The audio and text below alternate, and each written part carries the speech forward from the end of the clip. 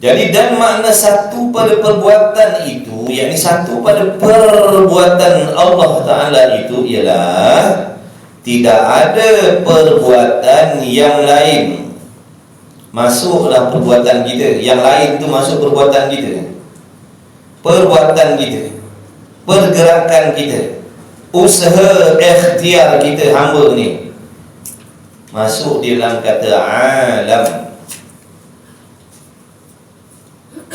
Boleh? Boleh ke tak boleh? Ngaji sungguh-sungguh.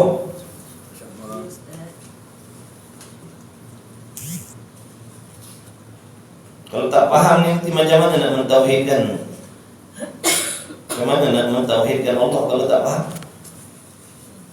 Kita tak nak jatuh dalam syirik, murtad, kafir. Ini tak ada faedah kalau hidup atas dunia jadi kafir. Tak ada faedah. Tunggang tunggik buat ibadat, pergi haji, pergi balik, pergi haji, Allah tak terima sebab tak beriman. Faham tak? Apa makna iman? Pegangan yang betul dalam hati. Apa makna Islam?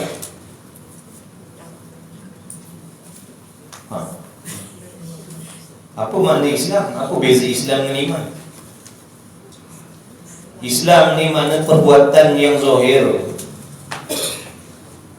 Perbuatan zahir ni kita nampak semayang puasa tu namanya Islam.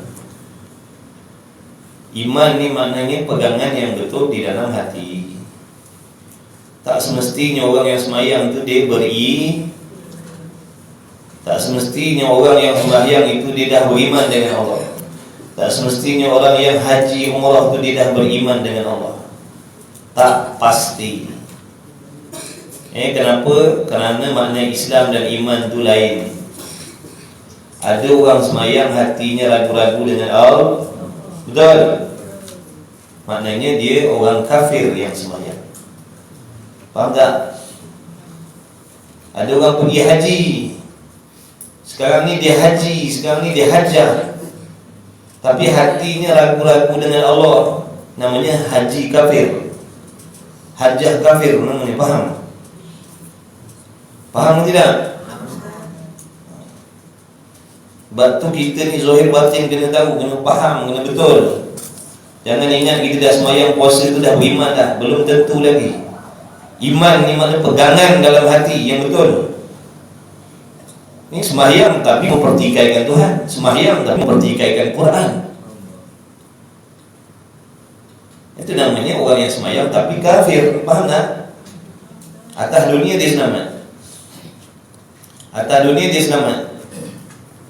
Mati je orang kalau jenis macam ni, mati je neraka selama-lamanya. Sebab tu kena faham betul-betul. Sebab tu kena mengaji. Jangan syok sendiri kita. Kita kalau tak belajar agama ni syok sendiri, berasa macam beriman, rupanya kafir. Rasa macam orang beriman tak? Bila Tok Khatib dekat masjid kata, ya ayyuhallazina amanu, wahai mana-mana orang yang beriman, kita rasa macam kita kena panggil. Kita rasa macam kita terpanggil, padahal dia tak beriman. Perasaan saja. Semayang tapi petikai Quran, semayang tapi kritik Quran, kritik hukum hakam Allah. Ini tak relevan, tu tak relevan, hukum ni tak relevan. Ini namanya orang solat yang kafir. Faham tak? Faham tak sekarang ni apa makna iman Islam? Kita ni nak kena Islam, makna buat apa yang Allah suruh, tinggalkan apa yang Allah larang, serta hatinya mesti betul pegangan dengan Allah. Barulah dipanggil orang Islam yang sebenar-benar di sisi Allah. Baru dipanggil orang yang beriman sebenar-benar di sisi Allah. Kalau tak, dia jadi apa tadi? Orang yang Islam di atas dunia tapi kafir di sisi Allah. Boleh faham tak ni? Ramai orang tak faham ni, tuan-tuan. Ramai orang tak faham. Sebab apa tak faham? Tak mengaji. Tu dah jawapan dia. Kalau mengaji, kalau belajar, kalau mendengar, ni faham. Tapi diri kita ni tak nak belajar agama, berasa macam dah faham sangat dah tentang iman Islam ni. Rupa-rupanya syok sendiri. Oh, aku semayang, aku beriman dah. Siapa kata orang semayang ni beriman? Belum tentu lagi. Kafir munafik semayang lah. Semayang kafir munafik. Dia berlaku-laku dengan semayang dia. Dia berlaku-laku dengan puasa dia. Dia duduk sekali dengan sahabat Nabi SAW. Betul? Tapi adakah hatinya percaya dengan Nabi? Tak. Kafir munafik ni bukan ada zaman Nabi, sampai kiamat ada. Sekarang ni pun banyak. Melayu tak peduli. Bukan kata semestinya Melayu itu dia beriman. Tak, belum tentu lagi. Berapa banyak orang Melayu yang meragui Allah. Berapa banyak orang Melayu yang meragui Quran. Berapa banyak orang Melayu yang mengkritik hukum hakam Allah.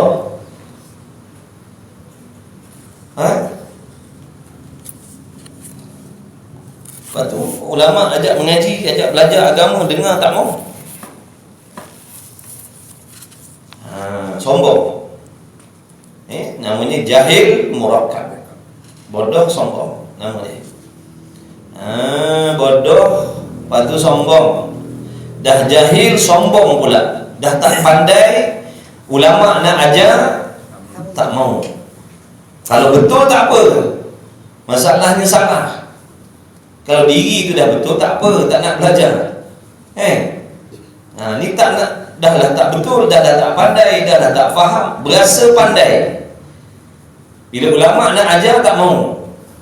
Buat apa nak belajar, aku betul dah. Ni nama bodoh lagi jangan jadi golongan bodoh sombong ni. Satu kecelakaan yang sangat besar bodoh sombong ni.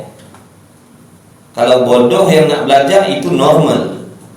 Semua orang keluar daripada perut mak bapak semua bodoh. Semua tak ada ilmu. Betul ke tidak? Tapi bila dia nak belajar, tu dia jadi pandai. Sebab dia ada sifat tawaduk, rendah diri, mengaku tak pandai, mengaku tak reti, mengaku tak faham. Lalu dia belajar, usaha nak dengar. Orang jenis bodoh yang macam ni, orang jenis jahil yang macam ni dikasihi Allah. Allah kasih orang bodoh, orang jahil, dia mengaku bodoh, mengaku jahil, dan dia tak malu nak belajar. Tapi sebaliknya orang yang bodoh sombong ni Allah benci. Allah benci orang jenis macam ni. Kita nak duduk golongan mana? Fikirlah, pilih dah sendiri. Allah dah bagi kita akal. Nak jadi golongan yang Allah benci ke, nak jadi golongan orang yang Allah kasih? Nak jadi orang jahil yang Allah kasih ke, nak jadi orang jahil yang Allah benci? Pilihlah. Bila dah mati besok tak boleh buat pilihan dah. Sebelum mati ni buat pilihan. Cepat-cepat. Kita ni bodoh semua, tak pandai, tak reti. Yang orang pandai semayang, pandai puasa tu sebab dia belajar. Dia tak peduli umur dia berapa pun, dia nak belajar. Sebab tu amalnya daripada salah jadi betul. Sebab tu akidahnya daripada salah jadi betul. Kita ni tak mau, berasa pandai kan. Mentang-mentang lahir di kalangan ibu bapa Islam, konon-konon faham dah dengan Islam, faham dah dengan iman. Bila orang panggil wahai orang beriman, kita sengih-sengih, tersengih-sengih, berasa macam kita yang kena panggil. Padahal tak beriman lagi. Dalam hati banyak meragui Allah. Berapa banyak meragui Allah, meragui Quran. Tapi bila panggil wahai orang beriman, sengih-sengih. Sebab tu langsung belajar. Besok kita kiamat, besok semua orang kita nak salahkan. Besok nak salahkan ulama, nak salahkan guru, nak salahkan ustaz. Dulu kenapa tak bagi tahu? Dulu kenapa tak bagi tahu? Dulu kenapa tak ajak? Dulu kenapa tak panggil? Sebab tu ulama yang betul, dia tak peduli. Kau nak kata dia sibuk, dia penyibuk, dia jaga tepi kain orang, dia tak peduli. Sebab dia tahu dah, dia nak tolong selamatkan. Dia dah nampak dah kecelakaan yang tunggu kita dalam kubur tu kalau mati dalam keadaan tak beriman tu. Sebab tu dia tak peduli kau nak fitnah kata dia apa. Kau kata lah, dia tak peduli. Dia nak jalankan amanah dan tanggungjawab yang Allah pikulkan atas diri dia. Nak mengajak umat, nak menunjukkan kepada jalan yang benar, supaya nanti jangan menyesal. Sungguh tuan-tuan, ramai kita tak faham ni. Bila sebut Islam, oh perasan aku dah beriman dah. Dah, Islam lain, iman tu lain. Ada orang semayang tapi kafir. Ada orang tak solat tapi beriman. Dia tak solat, dia tak puasa, dia minum arak, dia berjudi, dia berzina, dia dedah aurat, tapi memiliki iman yang betul. Pegangan dalam hati ni terhadap Allah tu betul. Faham tak? Namanya mukmin yang asi. Orang beriman yang berdosa, nama dia. Dia bukan kafir, dia beriman tapi berdosa. Sebab apa beriman? Sebab memiliki akidah, pegangan yang betul terhadap Allah, Rasul, Quran, kiamat dan sebagainya. Pegangan dia tu betul, cuma dia tak solat, cuma dia buat maksiat atas dunia ni. Namanya mukmin yang asi, mukmin yang berdosa. Tulislah asal ada bunyi asi-asi jadi dah. Jawi ke Rumi ke orang putih ke ikut dah, asalkan ada bunyi. Mukmin yang maksiat, tulis senang. Asi itu maknanya maksi. Jadi mukmin yang asi ni, mati dia besok kalau tak dapat keampunan daripada Allah, kalau dia mati tak sempat nak bertaubat, Allah akan humban dalam neraka dulu. Duduk dalam azab neraka dulu berjuta tahun, duduk tak tahu berapa ratus ribu tahun duduk dalam api neraka itu. Dibakar sebab dosanya tak solat, dibakar sebab dosanya minum arak, dibakar sebab dosanya berzina, dibakar dengan sebab dosanya dedah aurat, dan sebagainya. Bila dah habis dosa tu tak tahu berapa ratus ribu tahun duduk dalam neraka tu, barulah Allah keluarkan dan masukkan ke dalam syurga. Sebab apa masuk dalam syurga? Dia beriman. Tapi duduk dalam azab dululah. Orang lain dah beribu tahun duduk dalam syurga, dia beribu tahun dibakar tak sudah-sudah lagi. Itu namanya orang beriman yang maksiat. Satu lagi tadi, dia solat, puasa, haji, umrah, tutup aurat, baca Quran, tapi kafir. Matinya kafir. Walaupun jenazah hanya diuruskan seperti orang Islam. Sebab orang tak tahu di dalam hatinya tidak beriman dengan Allah. Tak beriman ni maknanya bukan semestinya tak percaya terus. Meragui Allah tu pun kufur dah. Bukan maksud tak beriman ni tak percaya langsung, tolak Quran semuanya, tak percaya Quran semuanya, tak percaya Allah semuanya, bukan. Ragu pun cukup dah. Faham tak ni? Ragu.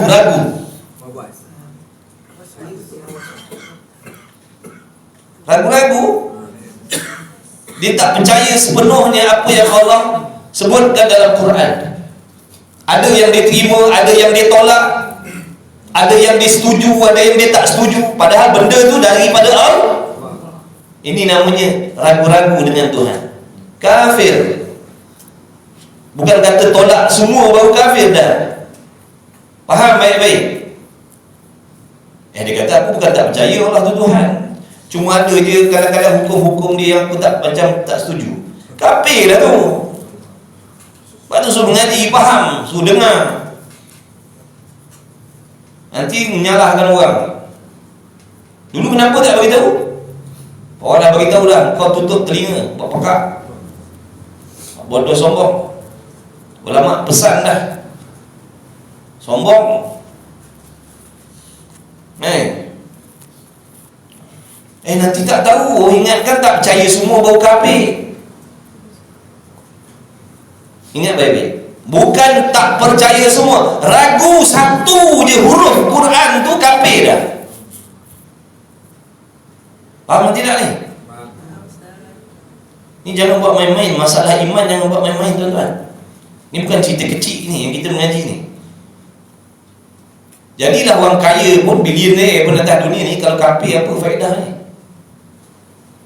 Atas dunia ni duduk dalam mahligai, tapi mati besok duduk dalam azab, apa faedah ni? Betul ke tidak? Sebab tu ulama suruh fikir ni, nasib kita nak balik kiamat ni macam mana? Persiapan dah ada belum? Iman ni dah betul ke ni? Betul ke ni? Hati yang macam ni, pegangan yang macam ni, betul ke ni nak bawa balik akhirat ni? Kalau pegangan kepercayaan dalam hati macam ni nak balik akhirat, macam mana nasib aku besok? Ni yang patut dirisaukan. Ini yang patut dibimbangkan. Ni kita bimbang takut tak makan, takut tak kaya, takut tak mewah, takut tak masyhur, takut orang tak kenal, takut orang cakap, takut entah apa-apa yang kita takutkan. Nasib kita dalam kubur tu kita tak pernah takut pun. Tak pernah takut pun kalau mati nanti mati kafir. Tak pernah takut pun benda ni. Tak pernah takut pun kalau hidup ni akidahnya salah. Tak pernah takut pun. Kita takut duit tak cukup, duit tak banyak, tak boleh makan macam orang lain, tak boleh pakai macam orang lain, tak ada rumah macam orang lain. Ini yang kita takut, risau, bimbang kan? Ada pun tentang kehidupan kita, kiamat besok, mati besok, langsung kita tak fikir. Ke kita tak percaya dengan adanya kematian? Ke kita tak percaya adanya alam barzah? Kalau tak percaya, makna dah memang kafir. Walaupun orang Melayu, walaupun dia bangsa Arab sekalipun, di sisi Allah tak ada bangsa-bangsa ni tak main. Kau beriman ke kau kafir? Itu je sisi Allah. Dia tak kata, oh kau orang Melayu oh Melayu mati masuk syurga lah sebab kau Melayu. Ni, oh dia Cina duduk dalam neraka selama-lama. Tak. Melayu tak Melayu, Arab tak Arab, betul akidah syurga. Tak betul akidah, no, neraka duduklah selama-lama, takkan keluar sampai bila-bila. Kita nak kalau nak, orang yang tak nak belajar sekarang, orang yang tak nak mengaji agama sekarang, tak nak tumpukan betul-betul pelajaran fardu ain ni, tauhid, tasawuf, fiqh ni, adalah orang yang sedang berusaha. Orang yang sedang berusaha mencelakakan diri dia. Kita ni kalau hidup tak nak mengaji agama, sesungguhnya kita sedang berusaha mencelakakan diri kita. Faham ke tidak? Orang yang belajar, dia sedang berusaha nak mencari keselamatan untuk diri dia. Orang yang tak nak belajar, tak nak ambil tahu, dia sedang berusaha mencelakakan diri dia sendiri. Sebab tu kita ajak mai belajar, mai mengaji. Tak peduli apa warna rambut kau, mata kau biru ke, mata kau hitam ke, kau dedah aurat ke, kau berjudi, berzina, minum arak ke, kau bebas ke, mari belajar agama. Daripada ilmu tu nanti insya-Allah kau akan dapat hidayah daripada Allah.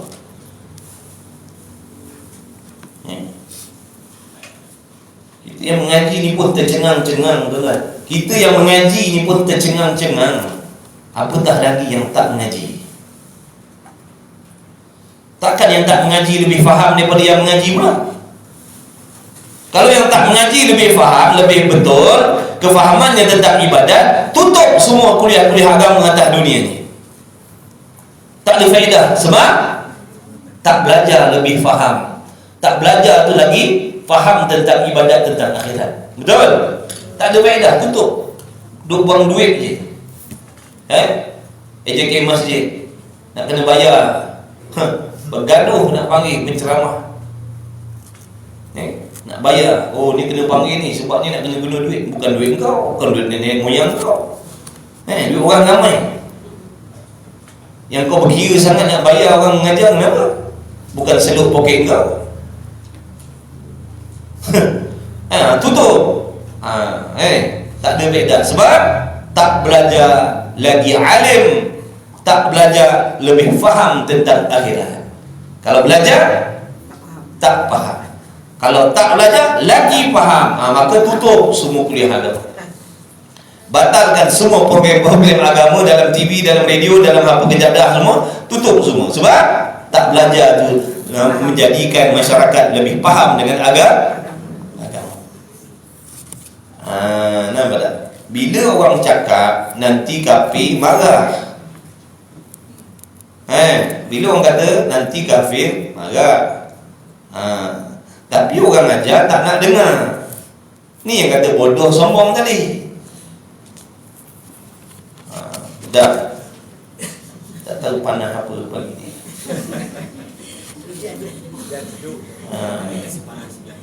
Dah kesian tuan-tuan, kesian.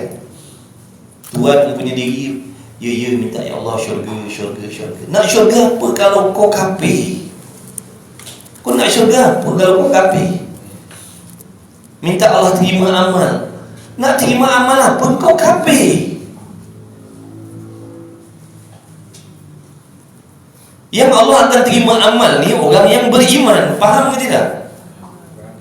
Orang kafir buatlah baik macam mana pun dia tak dapat pahala. Amalnya tak diterima oleh Allah. Cuma atas dunia ni Allah akan balas perbuatan baik. Orang kafir tadi akan dibalas baik juga oleh Allah, walaupun atas dunia. Walaupun dia kafir, tapi kalau dia buat baik, Allah balas baik di atas dunia. Tapi bagian akhirat dia tak dapat. Orang beriman, dia buat baik, balasan dunia pun dia dapat, akhirat pun dia dapat. Kita minta, ya Allah terimalah amal, terimalah haji aku, terimalah umrah aku, terimalah sedekah aku, terimalah ini, terima. Tapi kafir, nak terima apa? Kau kafir. Kalau dia bersyahadat macam mana? Dia bersyahadat macam mana? Ini yang Nabi kata, paginya mengucap, petangnya kafir. Paginya dia mengucap, paginya dia beriman, petang kan jadi kafir. Sebab pegangan dia dah memang macam tu dalam hati, walaupun lidahnya mengucap. Faham tak ni? Dia mengucap la ilaha illallah Muhammadur Rasulullah, tapi hatinya memang sentiasa ragu dengan Allah. Apa jadi dengan syahadah dia? Sebab tu kena faham apa yang kita syahadahkan, apa yang kita sumpahkan, apa yang kita ikrarkan. Sebab tak faham ni lah, seronok syahadah tapi hatinya kafir dengan Allah. Dia menyangkakan mentang-mentang dia syahadah dia beriman. Dah, ini syahadah ni nak menghukumkan seseorang itu Islam atas dunia. Sebab tu kena syahadah. Ada pun nak menentukan seseorang itu Islam sisi Allah, ni hati dia tu. Sebab ni lidah boleh menipu. Sebab tu munafik menipu, la ilaha illallah Muhammadur Rasulullah kata dia, tapi hati percaya. Hati tak percaya kepada Allah. Ingat baik-baik tuan-tuan. Tak apa, tak baca kitab pun, tu pun pelajaran dah. Mana tadi? Minum sikit lah, kasih sejuk sikit. Allahumma salli ala.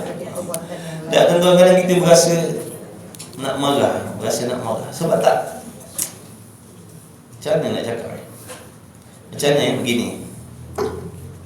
Kita mak bapak, kita tahu pisau tu bahaya. Anak kita tak tahu. Anak kita dia tahu seronok. Betul? Jadi dia buat main pisau. Bapak ni punyalah marah sebab apa? Takut, sebab tahu bahaya. Itulah ibaratnya. Anak tadi tak tahu, dia kata apa ni bapak ni duk marah-marah sangat, apa benda ni nak main, takkan tak boleh. Betul? Itulah ibaratnya yang ulama duk marah-marah kita sebab tu. Dia nampak kalau tak belajar ni bahaya ni besar, celakanya besar. Kita orang awam ni, kita tak tahu. Kita ingat okey, tak belajar, okey. Kenapa nak marah-marah tak belajar? Yang marah-marah sangat orang tak belajar, kenapa? Ni sama ibarat kalau nak faham, tak cerita tadi. Si anak tadi dia main pisau, dia tak tahu pisau ni ada bahaya. Si bapa tadi dia tahu, dia faham mudarat ni kalau kena ni boleh bawa buta, boleh buat mati contohnya. Sebab tu dia marah semua-semua. Yang si anak salah faham kepada si bapa. Dia kata apa orang tua ni, memekak aje. Yang bersungguh sangat nak halang aku main pisau ni, kenapa? Sebab anak tadi bodoh, jahil, faham? Isi bapa tadi bersungguh, walaupun anak dia marah, walaupun anak dia tak suka dengan bebelan dia tetap mengingatkan. Sebab apa? Sayang. Sebelum terkena, baik diingatkan. Kalau dah terkena baru nak ingatkan, tu dah terlambat. Mata dah buta, dah tercocok dengan pisau tadi, baru nak ingatkan, itu dah terlambat, tuan-tuan. Itulah ibaratnya. Besok kalau dah masuk kubur, matinya kafir, baru nak ingat, itu dah lambat, tuan-tuan. Itulah ulama yang kita kata sibuk, penyibuk, jaga tepi kain orang, itulah dia. Sebab apa? Dia ada sifat kasih sayang dalam hatinya terhadap kita.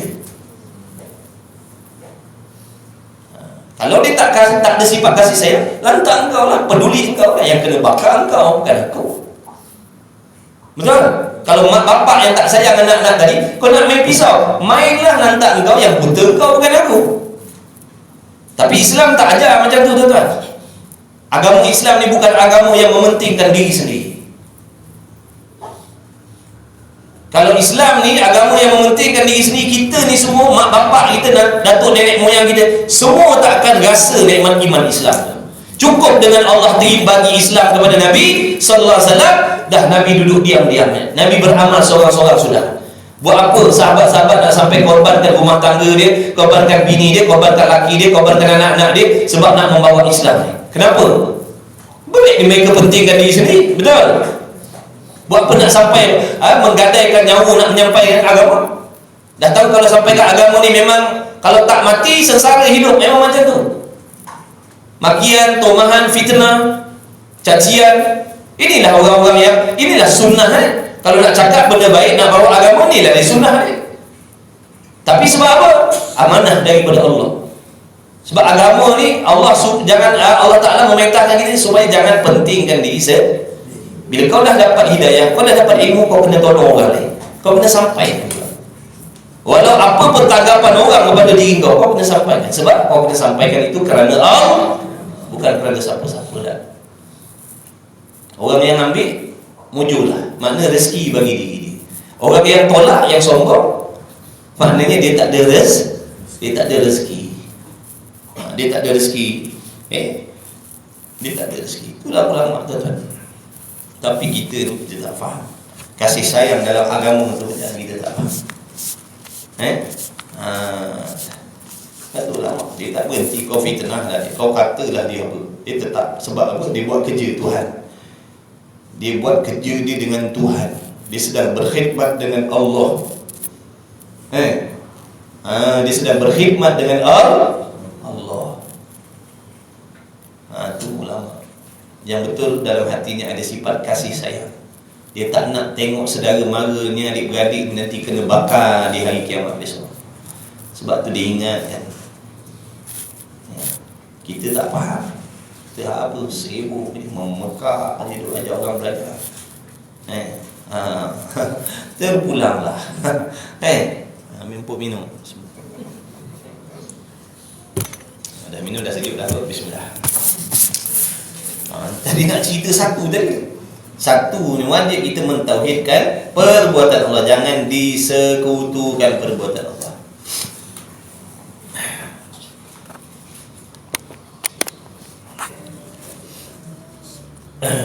Baik. Ialah tadi. Dan makna satu pada perbuatan itu ialah tidak ada perbuatan yang lain bersekutu. Tu. Jangan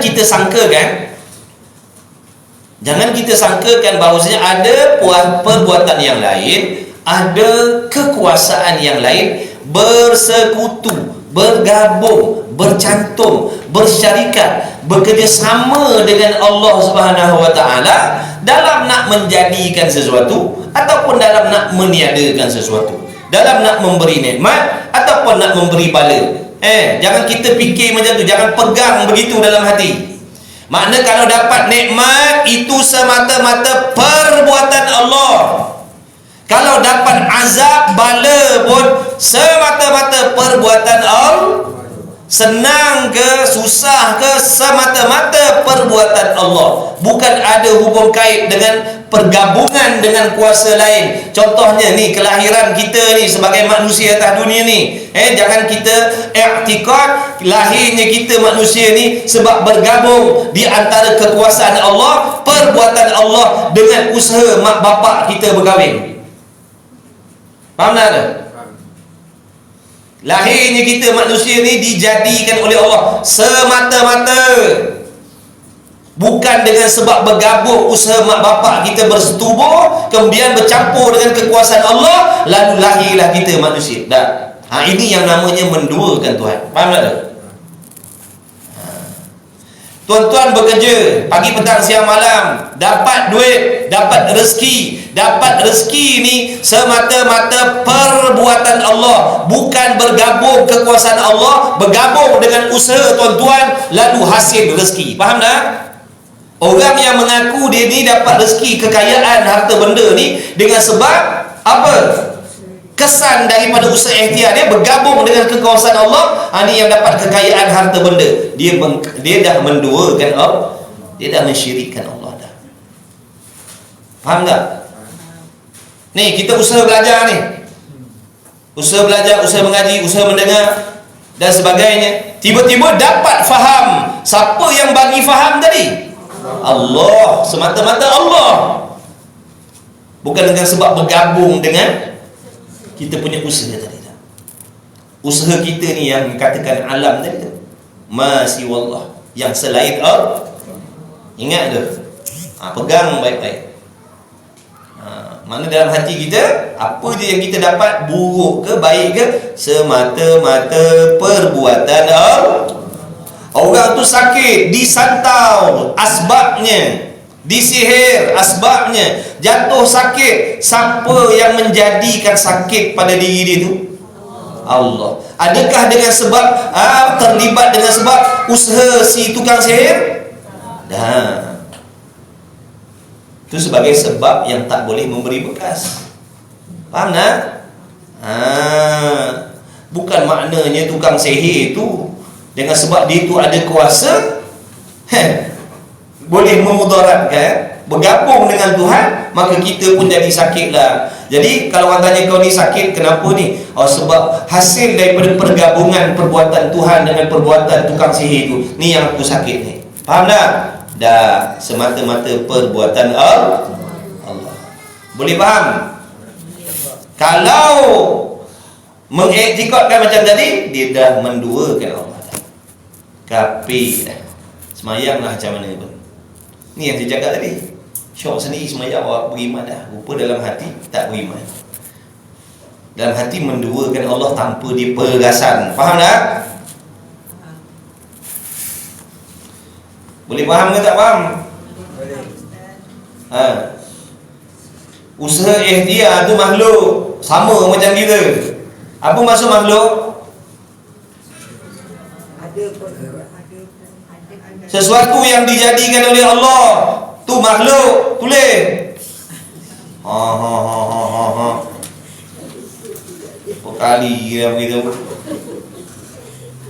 Tulis sana, tulis. Memang mahal.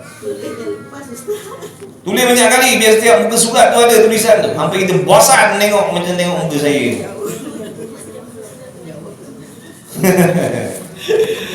Tulis je lah. Gaji-gaji tulis ni. Tuan-tuan tulis tu, syurga milik tuan-tuan bertambah hebat Allah jadikan. Ingat main-main Tuan-tuan tulis alif, bertambah hebat syurga tuan-tuan. Ingat Allah nak sia-sia ke? Sebab kita pandang remeh-remeh lah tu. Pada kita ala remeh. Allah tak remeh kan? Kita yang meremehkan. Allah tak pernah remehkan amal hamba ni. Sekecil mana pun. Betul? Apa?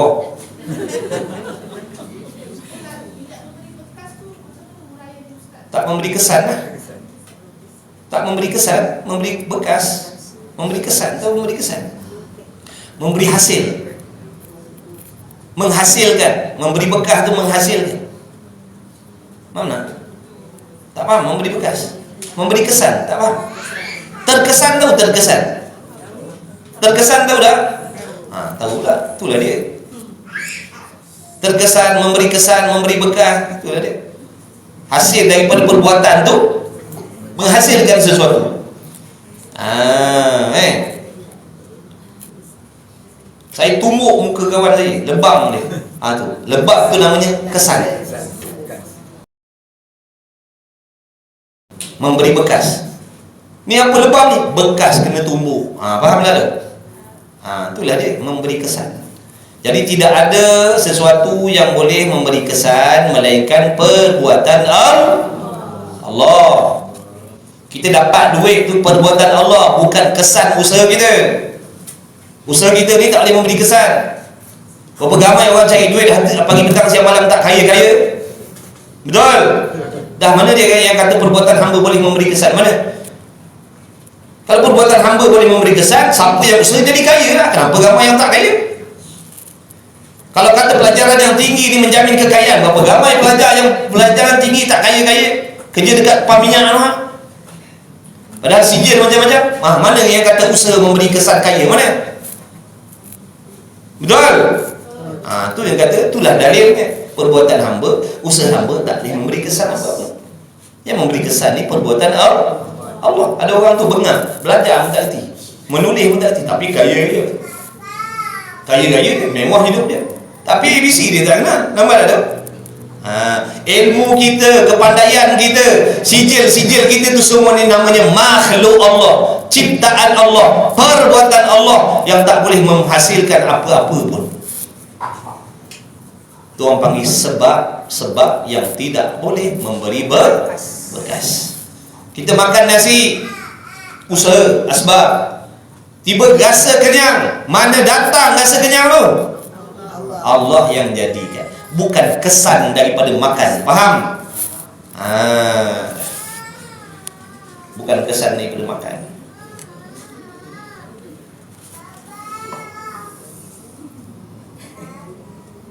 Ustaz. Banyak orang kita bercakap, kalau satu insiden, misalnya kita tengah berbual-bual jalan, satu orang budak minta kita tarik, cakap baik aku ada. Baik dia ada. Kalau dia tak ada, baik aku tarik budak ni. Kalau tidak ada. Itu dicakap atas jalan usaha. Tak. Cakap tu atas jalan takkan kita nak nasib Allah yang tarik. Takkan nak kata macam tu. Orang kata kita gila pula tiga. Tapi orang faham lah. Yang faham tak boleh, sebab tu mengaji ni suruh faham. Bukan suruh cakap. Akidah ni suruh duduk dalam diri dia. Bukan suruh cerita. Tapi kalau kita tak ajarkan dia nak faham.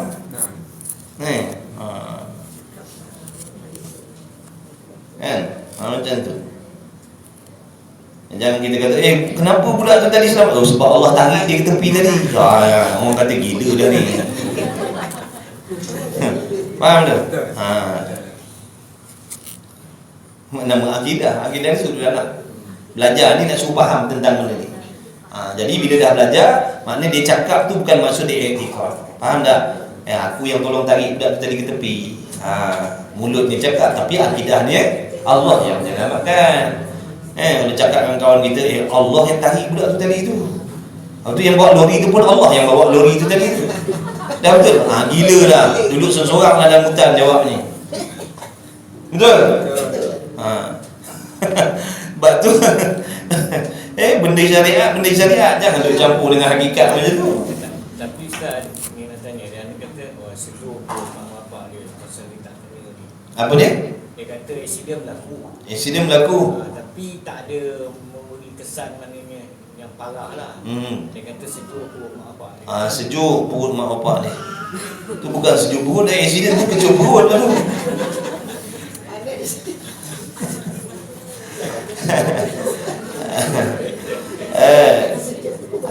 Tu cakap tak ada masalah tu. Sejuk perut mak bapak bila anak-anak semayang. Tak ada masalah apa. Takkan nak kata sejuk perut Tuhan pula. Maknanya nak bagi tahu bertuah dapat anak macam tu. Muju bahagia mak bapak tengok anak-anak hidup. Bahagia hati mak tengok anak-anak ni selamat tadi. Tu maknanya sejuk perut tadi tu. Bukan kecut perut. Kemudian ingat tu, apa sahaja akidah ni bukan nak pakai waktu nak mati je tuan-tuan. Sentiasa pakai akidah. Sentiasa. Ni yang menampakkan mata kita ni, objek-objek ni siapa ni? Yang memperlihatkan objek-objek ni pada mata kita ni siapa? Adakah biji mata kita ataupun Allah? Kalau tuan-tuan i'tiqad yang memperlihatkan objek ni sebab bergabung biji mata kita, usaha kita serta Allah, jadilah menduakan Tuhan tadi. Faham tak? Wajib mentauhidkan Allah dalam segala hal. Orang perempuan nak masak nasi, duk masak lauk, masak nasi, yang menghasilkan masakan tu tadi tu siapa? Yang menjadikan masakan tu masak tu siapa? Allah. Adakah bergabung dengan sebab panasnya api tadi? Siapa yang memasakkan makanan tu? Siapa yang memasakkan? Dengar soalan ni dulu. Siapa yang memasakkan makanan tu pada hakikatnya? Allah. Jangan i'tiqad ni masak ni sebab bergabung perbuatan aku dengan perbuatan Allah, ni yang masak ni. Kalau tak bergabung tadi, kalau harapkan Tuhan aja tak masak makanan ni. Faham tidak ni? Bukan marah dah, nasihat je. Nampak akidah ni jangan buat main-main. Nak masak pun kena pakai akidah yang betul. Ingat nak mati je ke? Ada orang kata, mari kita belajar akidah ni, nanti nak mati takut mati sesat. Hoi. Akidah yang betul ni bukan nanti nak mati. Kalau waktu nak mati je nak pakai akidah yang betul, dah selama hidup ni kau semayang macam mana? Semayang dengan akidah yang salah. Sebab tu akidah ni nak pakai sentiasa. Bukan waktu nak mati. Nak mati tu terlebih-lebih lagi. Sebab itu ketentuan siapa kita besok di hari kiamat. Kalau mati dalam akidah yang sesat, mati dalam keadaan akidah yang salah, mati kafir lah. Selama-lamalah dalam neraka tu takkan jumpa syurga sampai bila-bila dah. Waktu hidup ni pun perlu akidah yang betul, sebab supaya amalan kita yang kita buat tu tadi, besar kecil, sunat wajib, tinggal yang haram dan sebagainya, diberi pahala oleh Allah. Ya Allah. Kalau tak sia-sia ya, sama lah macam ibadat orang kafir buat. Kebaikan orang kafir buat tu, orang kafir tu buat kebaikan dalam keadaan dia tak ada akidah yang betul. Kalau kita faham akidah ni nak kena pakai waktu nak mati je, waktu hidup ni tonggak langgar akidah pun tak apa, sama lah macam orang kafir tu. Nak makan akidah kena ada. Apa saja. Faham baik-baik?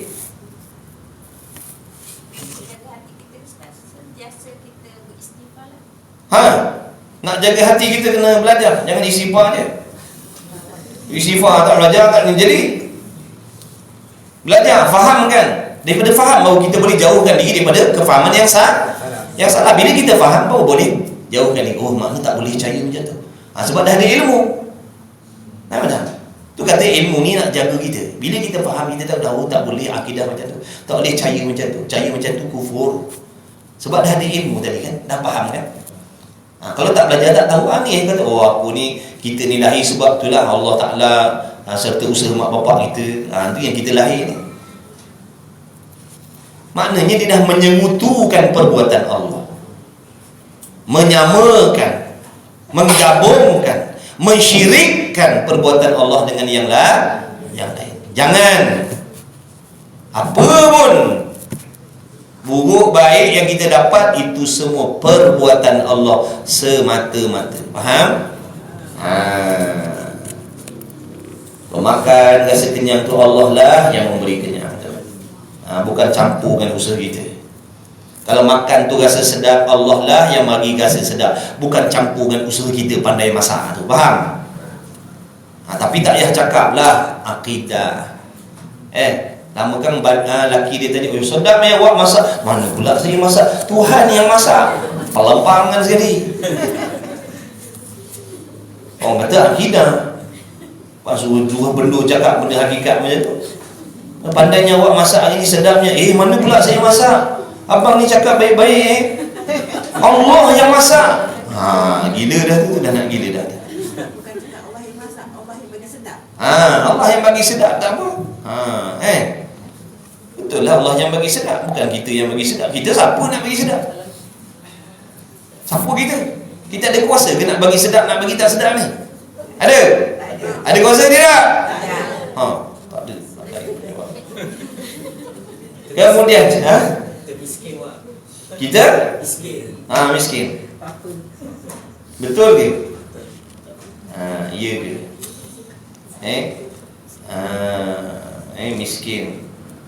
Miskin. Mudah-mudahan Allah jadikan kita betul-betul hatinya miskin dengan Allah. Jangan di lidah je ni. Kadang kita ni ngaku, tapi perbuatan kita tak sama macam orang miskin betul-betul dengan Tuhan. Doa pun amin tangan atas lantai. Miskin apa kita tu? Miskin di mana orang yang memang berkehendak berhajat, bergantung kepada Allah dalam segala hal. Dia senang ke, dia susah ke hatinya, maknanya keadaan dia berhajat, berkehendak pada Allah atau menghinakan diri itu sama setiap dalam segala hal. Tak macam kita, waktu tak ada duit, doa tangan tinggi, dahinya berkerut. Allah, duit sempit, ya Allah tolonglah, ya Allah sempit, tak ada duit, tolonglah. Tak ada kerja ni, ya Allah bagi kerja ni, sedang temu duga ni, lulus kalah. Ya Allah ni tak ada laki ni, bagi laki, ya Allah. Ni tak ada bini, tolonglah bagi bini, ya Allah. Ya Allah baru kahwin ni, bagilah, nak berkamai, berkerut, bersungguh. Bila dah ada benda tu, tangannya di bawah. Amin. Miskin apa je tu? Faham tak ni?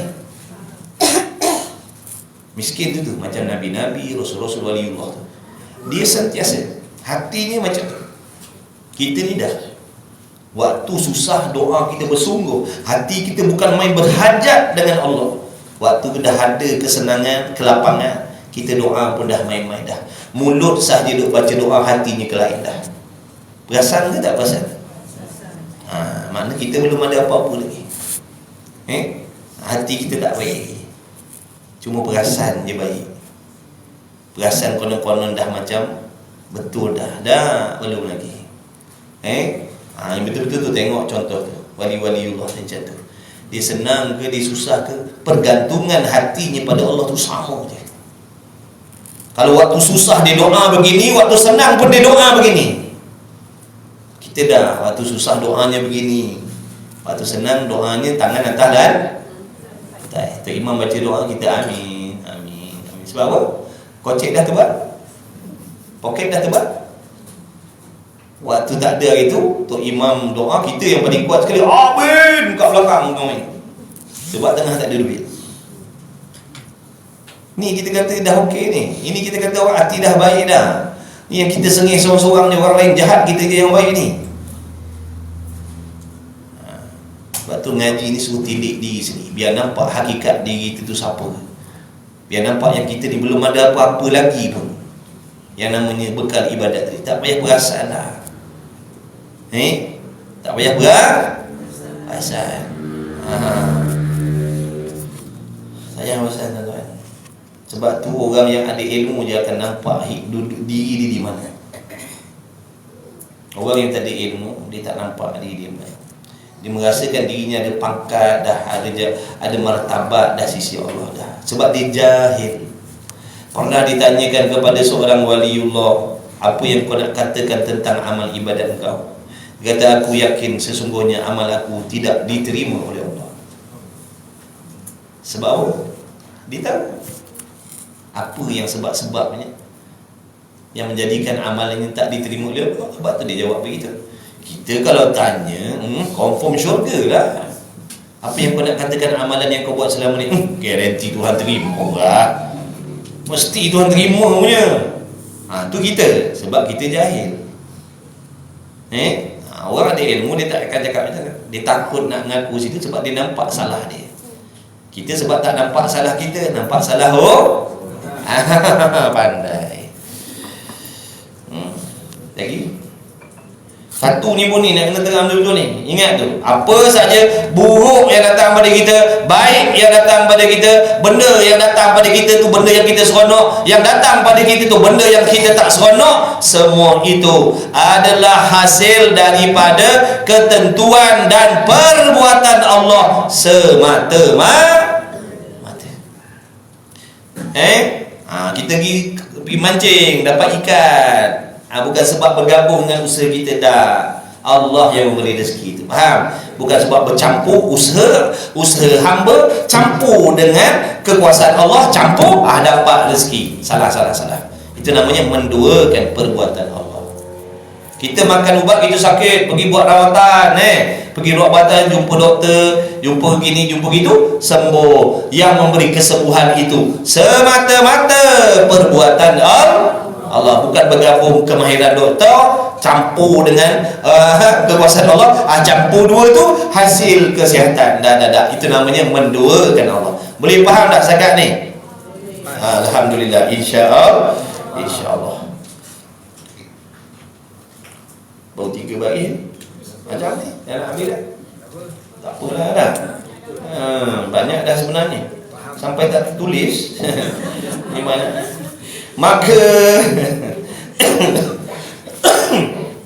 Maka jika ada perbuatan yang lain yang bersekutu dengan perbuatan Allah Ta'ala, maka dinamakan dia kam muttasil pada perbuatan. Namanya kam muttasil pada perbuatan, dan iaitu batil, salah.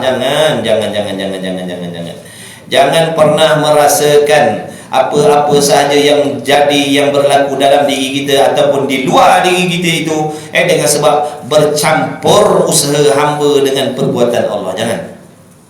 Berlaku gempa bumi ke, semata-mata perbuatan Allah. Turun hujan ke, semata-mata perbuatan Allah. Apa sajalah, apa saja. Faham tak apa saja? Oi. Faham tak apa saja? Apa sajalah. Apa-apa je.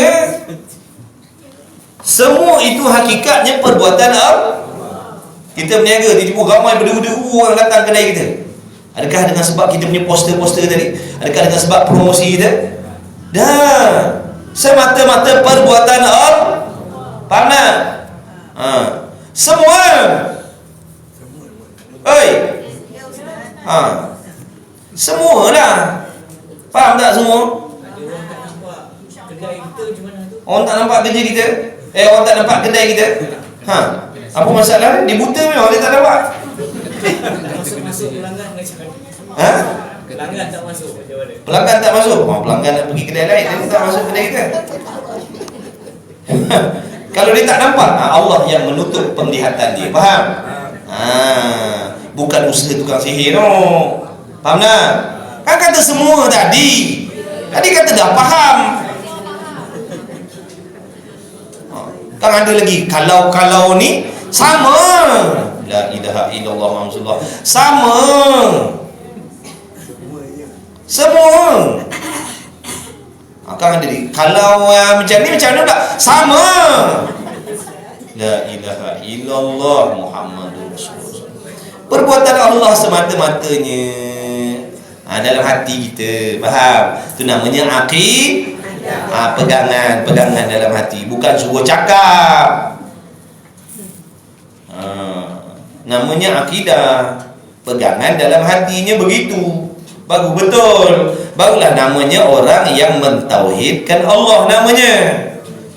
Kalau yang percaya macam tadi, aku ni dapat untung banyak ni sebab bergabung usahaku. Usahaku ni bergabung dengan perbuatan Allah. Ni yang aku dapat rezeki lebih hari ni sebab bergabung. Namanya dia orang yang menyengutukan Allah. Boleh faham? Ni kita nampak ni. Siapa yang memperbuat ni? Yang boleh nampak ni, boleh nampak ni. Selama ni fikirnya mana?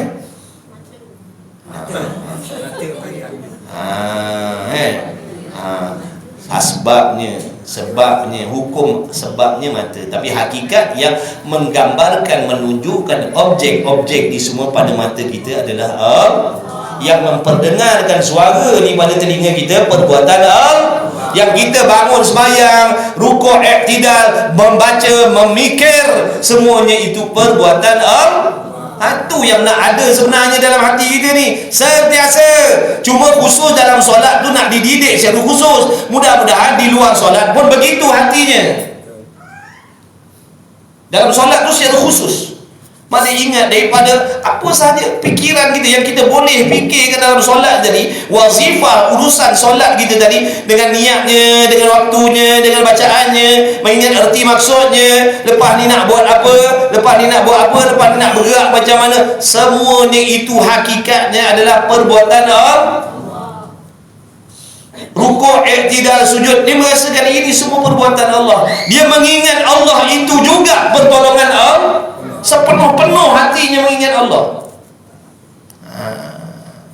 Maknanya sehingga dia tak nampak, tak perasan, tak teringat langsung pun tentang usaha dan ikhtiar dia.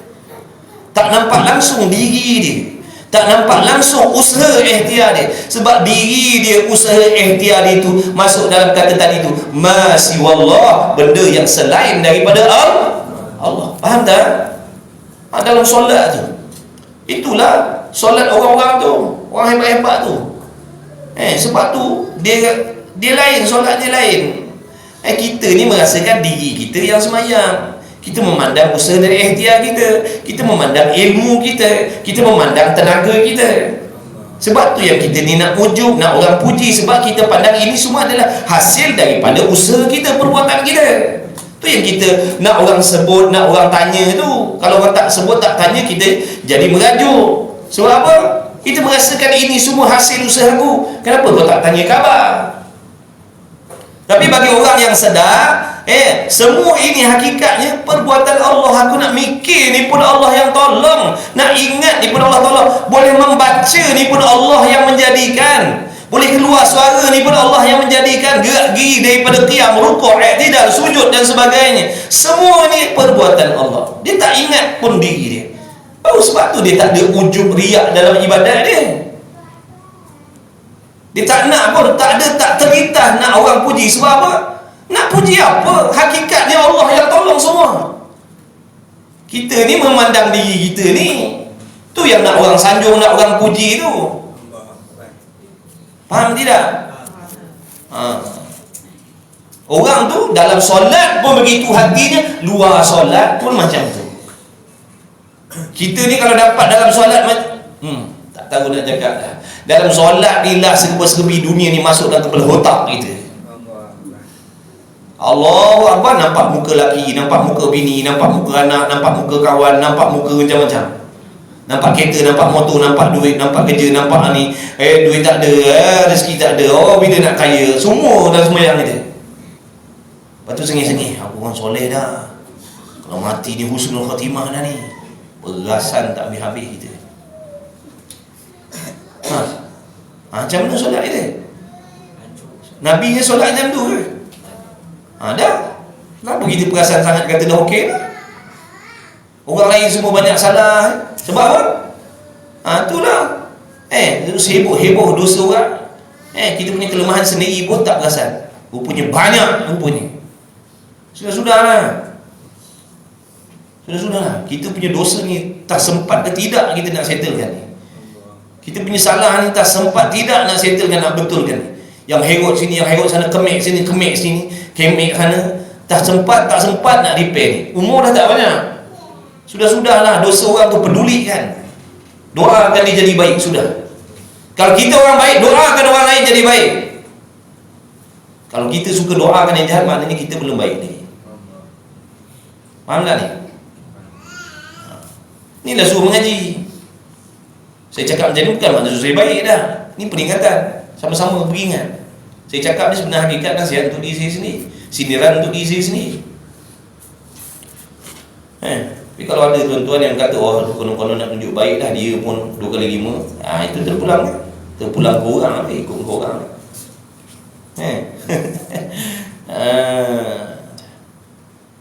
Begitu tuan-tuan, ibadat ni bukan mudah. Nak balik akhirat ni bukan benda mudah yang kita sangkakan. Yang kita sangkakan, buat yang Allah suruh, okey dah, selamat. Ingat senang je, main buat je. Tak payah ambil tahu. Bila dah selami duduk dalam ilmu, baru nampak rupanya banyak benda yang aku nak kena banyak benda yang aku nak kena perhatikan, banyak benda yang aku nak kena fahamkan. Umur dah habis dah, puluh tahun sibuk tentang orang aja, rugi aku. Tak apa, belum terlambat lagi. Mulai sekarang tinggalkan urusan orang dah. Dia nak jahat dengan kita, dia nak fitnah kita, dia nak apa, lantak dia. Doakan dia moga jadi orang yang bertakwa sudah. Sebab bila kita doakan kebaikan kepada orang lain, hakikatnya doa itu dikembalikan pada diri sendiri. Begitulah juga kalau kita sering mendoakan kecelakaan atas orang lain, hakikatnya kita sedang mendoakan kecelakaan untuk diri kita sendiri. Begitu. Kemudian kamu tasih namanya tadi. Dan kerana tiap-tiap daripada dua perbuatan itu tidaklah dikatakan perbuatan Tuhan dengan sepenuh. Sebab apa tak boleh kata macam tu? Sebab apa tak boleh kata yang kita ni dapat rezeki hari ni sebab bergabung perbuatan kita, usaha kita dengan perbuatan Allah bergabung, lalu kita dapat rezeki. Kenapa tak boleh kata begitu? Jawabnya, dengar baik, jawabnya, seandainya begitu, Allah Ta'ala ni rupa-rupanya dia bukan pemilik sekalian perkara, rupa-rupanya dia bukan pentadbir sekalian perkara, bahkan dia hanya mentadbir sebahagian sahaja. Kalau begitu dia bukan Tuhan sekalian alam, kerana ada benda-benda lain yang bukan daripada urusan dia. Faham? Dah tadi kita kata ni duit ni kita dapat sebab bercampur usaha kita dengan Allah. Maknanya duit ni bukan rezeki Allah semata-mata, tapi masuk juga usaha kita yang buat. Faham dah? Macam bangunan ni. Bangunan ni saya nak mengaku saya buat seorang, tak boleh. Sebab atapnya orang lain buat, lantainya orang lain buat, saya cuma buat bahagian dinding. Boleh tak saya nak mengaku bangunan ni saya yang buat semua? Boleh? Tak boleh. Samalah ni tadi. Kalau ada perbuatan kita ni bergabung dengan perbuatan Allah lalu menghasilkan sesuatu, maknanya contoh tisu ni bukanlah perbuatan Allah semata-mata. Nampak tak? Makna tisu ni bukan milik Allah semata-mata. Bahkan ada bahagian makhluk di sini. Boleh faham ke tidak? Sebab tu tak boleh menduakan Allah Ta'ala tadi. Menyalahi dengan makna Rabbul Alamin tu Tuhan yang mentadbir sekalian. Faham sekalian? Sekalian, bukan sebahagian. Kalau takbir sebahagian ni ditadbir, sebahagian lain orang punya, tu bukan Tuhan. Tuhan ni takbir semua. Semua hak milik dia. Kalau ni dia takbir, yang ni bukan, itu bukan Tuhan.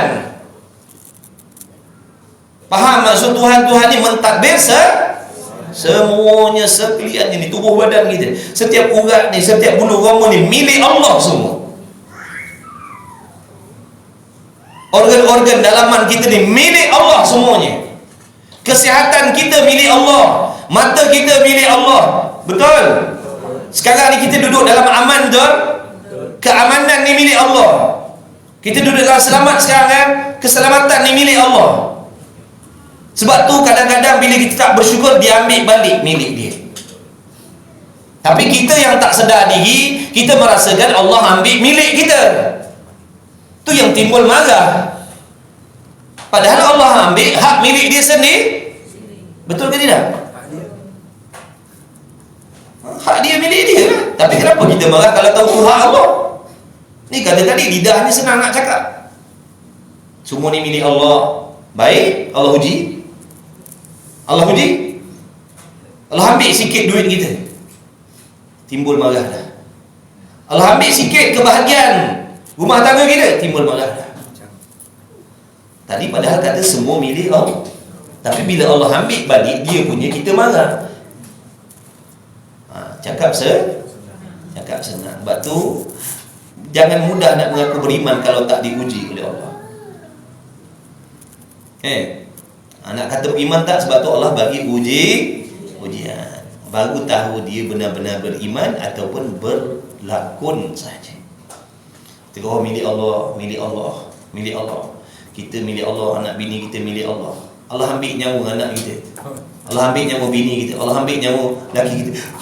Tak boleh terima takdir, tak boleh terima takdir. Kenapa buat macam ni? Kenapa? Apa dia punya? Ikut dia nak ambil bila pun. Tapi oleh kerana kita merasakan tu milik kita, sebab tu bila Allah ambil kita marah. Faham tak? Tu jadi tak redha tu, aku tak redha. Kau tak redha apa? Dia ambil milik dia. Kalau kau betul kau mengaku semua milik Allah, kau kena redha sebab dia ambil dia punya. Faham ke tidak? Ingat senang nak redha-redha ni. Sebab tu rukun nak redha dengan takdir Allah ni, kena kenal Tuhan tu apa. Bila kenal Tuhan tu apa, bagaimana sifat dia, baru insya-Allah mudah nak menjadi hamba yang redha dengan takdir Allah. Kalau dah cakap boleh. Buktinya mana? Banyak kita kata aku tak boleh terima takdir, aku tak boleh terima kenyataan. Oi, kau sedar tak apa yang kau cakap ni? Apa yang ada pada kau tu milik Allah, dan apa yang hilang daripada kau tu juga milik Allah. Kenapa kau tak redha? Kalau kau betul-betul mengaku tadi kau kata semua milik Allah. Boleh faham? Baiki hati kita.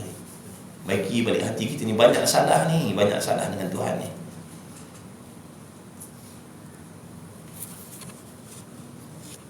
Ada orang tak boleh terima takdir, tak boleh terima takdir.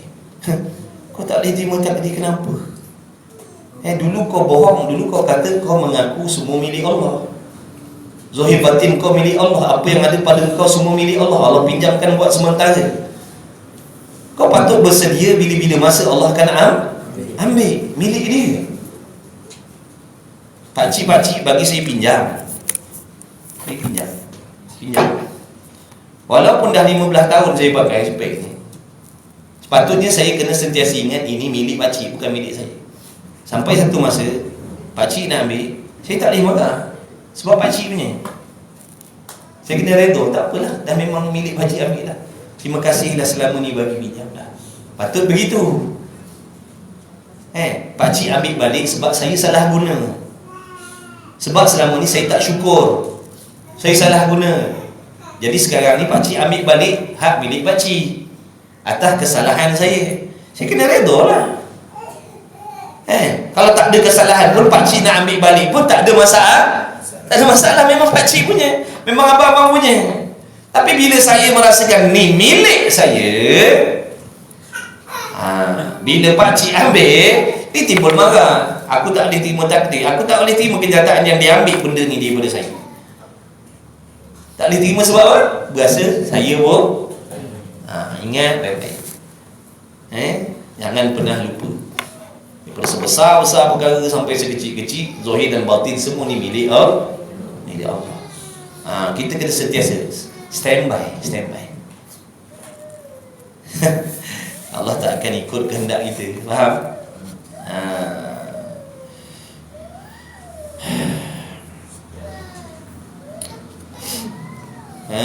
Begitulah. Bukan senang nak masuk syurga, tuan-tuan. Orang jahil saja yang kata senang ibadat ni. Mana tempat berhenti? Berhenti lah. Kalau begitu bukanlah perbuatan Tuhan sepenuhnya. Kalau yang ni kita buat, yang tu Allah buat bergabung, maknanya kita ni bukan milik Allah lah sepenuhnya. Dah sebab apa bergabung dengan perbuatan mak bapak kita? Maknanya kita ni milik mak bapak kita separuh, separuhnya milik Tuhan. Betul? Betul ke salah? Jawab, cepat. Salah jawab tak berhenti kelas? Betul ke salah? Apa yang salah? Bergabung tadi. Ni apa benda yang salah Kalau begitu, maknanya kita ni bukanlah milik Allah sepenuhnya. Kalau seandainya kewujudan kita ni adalah dengan sebab bergabung usaha mak bapak kita dengan Allah, lalu jadilah kita, maknanya kita ni dimiliki oleh dua. Satunya milik Tuhan, separuhnya milik mak bapak. Betul? Siapa berani mengaku macam tu? Tak mengaku? Asal pula? Dah tahu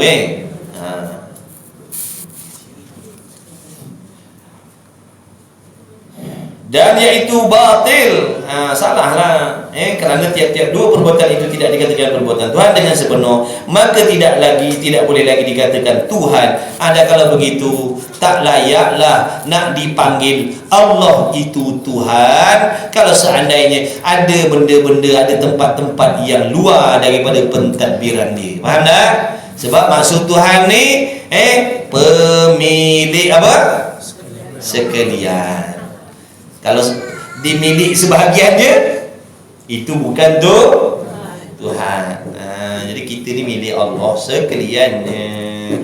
Zahir batin kita milik Allah, akal kita milik Allah, ilmu kita milik Allah, perkataan kita milik Allah, semua daripada Allah, semua milik Allah. Maka tidak boleh lagi dikatakan Tuhan kerana makna Tuhan itu Tuhan. Ingat dia terjemahkan lagi, dia tafsirkan lagi. Tuhan tu nak bagi kita ni faham lagi, dia tafsirkan lagi, dia huraikan lagi. Tuhan tu dengan makna Tuan empunya. Faham empunya? Bangunan ni siapa tuannya? Tu. Tapi jangan jawab Allah lah, ni cerita kita je. Orang tanya ni bangunan Allah punya, pening kau nak sewa. Berapa sebulan Allah kira pula dah.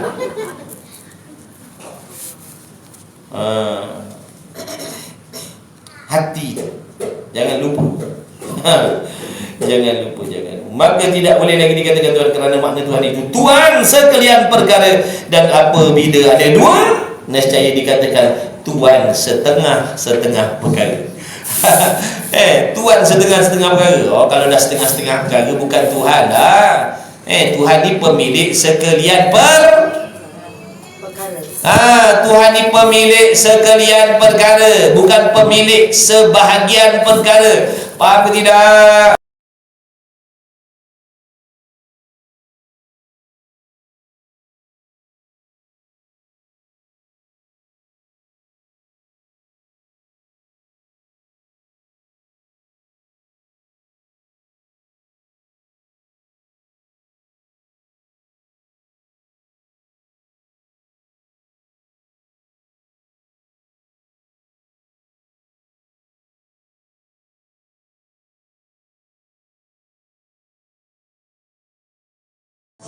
Itu tujuan belajar, faham?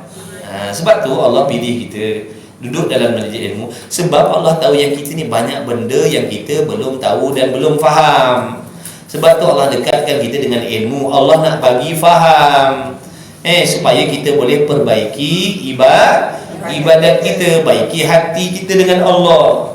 Sebelum ni hati kita macam tu sebab kita tak faham. Sekarang Allah dah bagi faham, maka baiki hati kita. Jangan pernah merasakan ada benda yang milik kesihatan kita pun milik Allah. Nanti Allah ambil kesihatan kita, kita jadi sakit. Boleh tak nak marah? Tak boleh, sebab dia ambil milik dia. Pun kita pun tak terima kasih. Dia dah bagi pinjam sihat tu berpuluh tahun dia bagi kita, tapi tak perasan. Sebab tu kita salah guna nikmat sihat tu. Allah bagi sihat supaya menolong kita beribadat. Senang nak semayang, senang nak cari rezeki yang halal, senang nak pergi mencari ilmu bila sihat. Tapi kita salah guna. Puluh tahun Allah bagi, kita salah guna. Sampai masa dia nak ambil balik sihat milik dia tadi, dia ambil. Jadi kita sakit, kita pun bombeng. Tak setuju, tak diterima takdir sekarang ni sakit. Kenapa Tuhan buat macam ni? Kenapa apa pula? Kau sedar ke tak sedar? Boleh tanya kenapa pula? Bangsa tak malu kita. Betul tak? Contoh kalau macam tadi pakcik ni nak ambil ambil balik. Saya kata, kenapa pula nak ambil ni? Apa pula? Pakcik kata, ni bangsa tak malu ni. Bangsa tak malu ni. Aku nak ambil milik aku balik. Dia kata marah ni pula aku. Ni bangsa tak malu. Kita macam tu Bila Allah ambil milik dia balik, kita marah. Bangsa manusia, bangsa tak malu kita ni. Sungguh ke tidak? Tak nak ngaku. Bila kita nak jadi baik, tak nak ngaku kesalahan kita dengan Tuhan. Itulah hakikat dia. Nak kata apa lagi? Nak kata baik. Kita tak boleh terima takdir Tuhan. Nak kata baik ke? Baik kan tak baik pun kita tak boleh nak beza. Ni macam mana? Macam mana nak ambil yang baik, nak buang yang jahat? Kalau baik dan jahat pun kita tak boleh nak beza. Terima takdir dengan tak terima takdir, mana yang baik? Dah. Bila orang kata kita tak boleh terima takdir, kita kata tak boleh, tak baik macam ni. Apa pula tak baik? Marah pula. Tadi kau kata la ilaha illallah. Mudah-mudahan Allah baiki kita. Kita pun tak tahu kita ni macam mana. Huru-hara kita pun tak tahu. Kita tahu benda ni di antara redha dengan tak redha takdir Tuhan, mana yang baik? Redha dengan takdir Tuhan itulah yang baik. Tak redha, tak boleh terima takdir, tak boleh terima kenyataan ni benda tak baik. Kita kena ngakulah kita buat benda tak baik. Ni bila kita orang nasihat kita kata tak baik macam tu, kena terima takdir Tuhan, marah pula kita. Orang tegur kita sebab kita buat benda salah, tapi kita tak nampak salah sebab kita tak boleh nak beza yang baik dengan tak baik benda satu. La ilaha. Mudah-mudahan Allah bagi taufik. Kita manusia, nama manusia. Sebab tu Allah ni sentiasa nak ampunkan kita. Sentiasa, sebab Allah tahu yang nama manusia ni banyak kelemahan. Akalnya lemah, sabarnya lemah, lemah semua. Yang kuasa hanya Allah. Sebab tu minta pada Allah, ya Allah bagi kekuatan, bagi kekuatan untuk aku sabar, bagi kekuatan untuk aku redha dengan apa sahaja yang kau takdirkan atas diri aku di masa yang akan datang. Jadikan aku orang yang redha dengan apa yang kau dah tetapkan atas diri aku yang setakat ni yang dah berlaku, ya Allah. Jadikan aku ni hamba yang redha dengan ketentuan kau. Jadikan aku ni hamba yang redha, yang sentiasa sangka baik dengan kau, ya Allah. Sebab kau Tuhan yang maha baik. Mustahil kau buat zalim atas diri aku. Macam tu sepatutnya. Kita ni mati, tuan-tuan, ingat kalau kita ni tak mati, buatlah apa nak buat. Tapi mati. Bila mati nanti nak kena menghadap Allah. Perbuatan kita zahir batin akan dipersoal oleh Allah. Dah belum? Dah. Kalau kita berdoa, ya Allah, semua Allah punya. kita berdoa, kita Allah memudahkan urusan kita. Dan kita nampak jelas Allah memudahkan urusan kita. Adakah kita syukur kepada apa yang Allah beri? Kena syukurlah. Ucap alhamdulillah. Kita doa, tiba-tiba dapat apa yang kita doa. Macam tu. Syukurlah, alhamdulillah lah. Segala puji bagi Allah lah yang mengabulkan doa kita, yang mempermudahkan urusan kita. Tapi jangan perasan tu doa kita. Ni dari segi adab ni lah. Teru aja. Kalau kita doa dapat yang kita nak, itu semua berkah doa ibu bapa kita, bukan doa kita. Ibu bapa kita dah meninggal lama ke tak?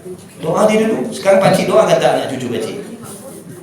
Sekarang doa kata anak cucu. Nama tak? Memang mak bapak kita dah lama meninggal. Berkah doa dia dulu. Sebab waktu dia hidup dulu, ya Allah, nanti kau jadikanlah, permudahkanlah urusan anak cucu cicit aku. Betul? Dah anak cucu cicit dengan dia boleh bergabung ke satu masa? Dah matilah kita ni pun. Waktu cicit kita ada, kita dah mati. Tapi doa tu kita doakan untuk cicit kita, faham? Macam tu lah dulu mak bapak kita dia doakan untuk kita. Ya Allah, nanti permudahkanlah segala urusan anak-anak aku. Jadikanlah dia, permudahkanlah segala urusan dunia dan akhirat anak-anak aku. Walaupun dia mati, kita tetap anak dia. Sampailah doa tu. Sebab tu bukan maknanya hari ni doa, hari ni cash Tuhan bagi, faham? Setengah penceramah sebut yang di akhir ceramah tu disebut yang baik datang daripada Allah, yang buruk daripada saya. Penceramah dia kata yang baik daripada Allah, yang buruk, yang salah tadi tu daripada saya. Betul lah tu. Itu namanya adab bercakap. Bukan akidah ni salah, faham? Itu namanya adab. Membangsakan yang jahat, yang kurang tu dibangsakan kepada diri kita. Yang baik tu dibangsakan kepada Allah. Adapun hakikatnya semua itu daripada Allah. Faham tak?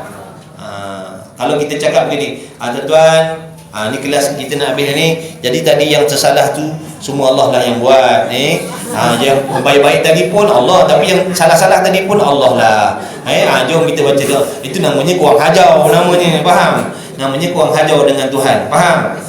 Dari segi adab bercakapnya, yang baik tu daripada Allah, segala kelemahan tu daripada diri saya sendiri. Itu namanya adab bercakap. Hatinya tetap i'tiqad buruk baik daripada Allah. Boleh tak? Tulis nanti lupa. Tulislah, tak apa. Tulislah. Jangan sombong. Hari ni kita ingat, tak mustahil besok kita lupa.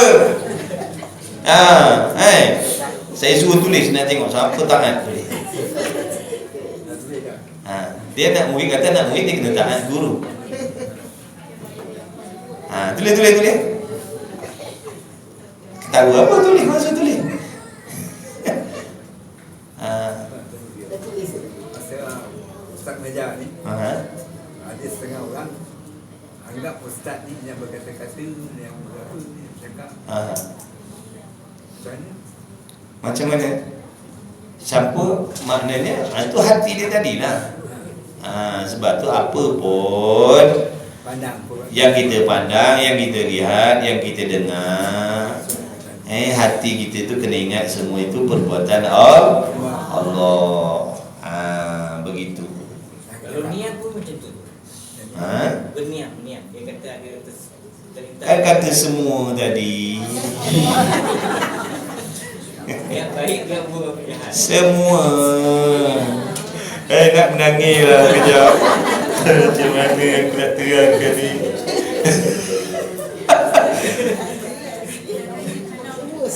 Kita tahu bahawa semua perbuatan itu adalah perbuatan Allah. Ya. Jadi macam mana kita nak didik hati kita? Kadang-kadang dalam urusan seharian ada orang macam membuat kita sakit hati, marah. Kita nak fahamkan itu sebenarnya perbuatannya sebenarnya datang. Macam mana nak jaga hati kita Kita dah belajar ni, dah tahu. Hari ni ada orang umpat kita. Hari ni ada orang fitnah kita. Hari ni ada orang maki hamun kita. Hari ni ada orang halau kita. Semua tu daripada Allah. Baik, macam mana kita nak jaga hati kita? Kita kena ingat maknanya Allah nak memberi kepada kita pahala, kesabaran. Jangan membalas kejahatan dengan kejahatan. Kita dah belajar macam-macam, dah tahu sifat mahmudah tu apa? Membalas perbuatan jahat dengan baik. Kita dah tahu, dah bila lagi nak beramal? Kalau tak ada orang yang buat jahat dengan kita, macam mana kita nak praktikkan benda tu? Betul tak? Kita dah belajar contoh. Kita ni disunatkan bersedekah, tolong orang fakir miskin. Tiba-tiba tak ada orang fakir miskin, boleh beramal dah? Tak boleh. Ni dah tahu ni, bila ada orang miskin ni aku nak bersedekah ni. Boleh tak beramal tadi? Tak boleh beramal. Itu hikmah Allah jadikan ada yang fakir miskin supaya membuka peluang kita tadi boleh beramal dengan bersedekah. Nampak tak? Kalau semua kaya je nak sedekah macam mana? Dia kata, Ustaz, ni ambil dah RM50. Apa RM50? Ni duit tak habis ni. Nampak tak? Kalau semua kaya, faham? Itulah hikmah Allah jadikan ada yang senang, ada yang susah kerana nak membuka ruang ibadah. Kalau semua baik je, nak sabar macam mana makcik oi? Tak ada orang umpat kita, tak ada orang deki kita. Kita nak beramal macam mana? Betul tidak? Halo? Makcik? Kan? Kan ke tak kan? Kan ke tak kan? Kan lah, orang tanya kan ke tak kan, jawablah kan. Dah kalau tak ada orang yang dengki, yang hasad, macam mana kita nak beramal dengan apa yang kita dah belajar? Nak cuba berusaha mencontohi akhlak Nabi SAW. Kalau orang buat baik, kita balas baik, itu biasa. Itu semua orang boleh buat. Orang buat baik, kita balas dengan baik, itu biasa, semua orang boleh buat benda tu. Orang buat jahat, balas dengan jahat, itu pun ramai orang buat. Tapi kalau orang buat jahat, kita balas dengan buat baik, ini istimewa. Ini istimewa. Nak tak jadi orang istimewa? Ya ke? Ada yang belum lagi ya. Belum puas hati lagi. Nanti dah lepas mati besok barulah buat. Boleh dah lepas mati pun nak buat. Masih hidup ni lah. Sebab peluang nak jadi orang baik sekali ni. Peluang nak jadi hamba yang terbaik sekali ni saja. Tak ada peluang kedua. Hidup kita selepas mati tu besok untuk terima balasan, bukan untuk beramal. Nak beramal sini je. Nak jadi pemaaf, sinilah tempatnya. Nak jadi orang suka sangka baik, sinilah tempatnya. Nak jadi orang yang tak ada dendam dalam hati, sinilah tempatnya. Lepas mati dah tak tutup. Tutup bila nyawa kita ni besok roh dah keluar, tutup dah yang nama amal. Allah tak izinkan dah sebagai jenis amal, tutup dah tuan-tuan. Sebab tu alangkah malangnya, ruginya kita kalau tak rebut peluang yang sekali ni. Allah tak bagi 2 kali peluang, ingat Allah tak bagi 2 peluang untuk kita nak jadi baik tak. Sekali ni, hidup yang ni je. Hidup yang satu lagi itu bukan. Itu nak balas perbuatan sekarang. Jadi nak jadi hati yang bersih, yang sentiasa memaafkan orang lain, inilah masa dia. Faham InsyaAllah. Minta pada Allah sungguh-sungguh. Jangan tak minta. Kita tak ada benda tu. Sekarang kita belum ada lagi sifat macam tu. Minta pada yang empunya segala-galanya. Minta bagi Allah, bagi aku kekuatan, bagi aku taufik. Allah bila dah bagi kekuatan, seberat mana pun, segelap mana pun, kita kata tak nampak jalan sebab Allah tutup. Bila Allah buka kan, akan nampak jalan-jalan kebaikan tadi. Sebab tu kita jangan sombong. Kalau Allah tutup, siapa pun tak boleh buka. Tapi kalau Allah nak buka, siapa pun tak boleh halang. Dulu hatinya bukan main keras, tapi bila Allah nak palingkan hatinya, mudah dia. Tapi kalau Allah tak izin, kau paksa, kau cuba, kau takkan dapat. Sebab tu kita ni kalau nak yang baik-baik, minta pada Allah, minta sungguh-sungguh. Kadang-kadang Allah tahu yang kita tak bersungguh nak minta, bahkan tak pernah minta pun nak jadi hati yang baik. Tak pernah pun nak minta, ya Allah kurniakan kepada aku hati yang baik macam hati Nabi itu, macam hati sahabat Nabi. Pernah tak doa macam tu? Tak pernah. Sebab tu Allah tak tolong. Sebab tu Allah tak mudahkan urusan tu. Sebab Allah tahu yang kita tak ingin nak memiliki hati yang baik. Allah tahu yang kita ni seronok dengan hati yang jahat tadi. Sebab tu Allah tak tolong. Sebab tu Allah biarkan. Faham tidak? Kalau nak, tanda orang nak apa? Dia akan minta sungguh-sungguh. Dia akan minta banyak kali. Selagi dia tak dapat, dia tak puas hati, itu tanda orang bersungguh. Selagi dia tak dapat hati yang macam tu, dia tak puas hati, dia minta, ya Allah tolonglah bersihkan hati aku. Sebelum aku mati, aku tak nak hati macam ni. Ya Allah, sebelum aku mati, tolonglah bersihkan hati aku ni. Aku nak jadi hati yang baik. Aku nak hati yang baik, hati yang bersih. Macam orang soleh tu, yang lain tu, aku nak jadi macam tu. Kita tak pernah doa macam tu, macam mana Allah nak bagi? Kita ni tertipu dengan nafsu setan kita tu, yang kononnya puas hati dengan hati yang macam tu. Ingat besok tuan-tuan, orang yang masuk dalam neraka tu, sebut dalam hadis, di antaranya orang kafir, bila nak dihumbankan dalam neraka tu besok, akan dirantaikan dengan syaitan-syaitan tu sekali. Dia akan digabungkan, dibelenggu dengan setan tu sekali, dihumban dalam neraka. Sebab apa? Di atas dunia dulu menurut, mengikut perintah syaitan. Na'udzubillah min zalik. Sekarang ni tuan-tuan, kita masih lagi ada masa. Jangan lengah-lengah dah, jangan tangguh-tangguh dah. Bila lagi? Bila lagi kita nak berubah? Kita dah tangguh berapa lama tuan-tuan? Berapa lama kita dah tangguh hati kita ni nak jadi baik? Berapa lama? Ingat ke tak ingat?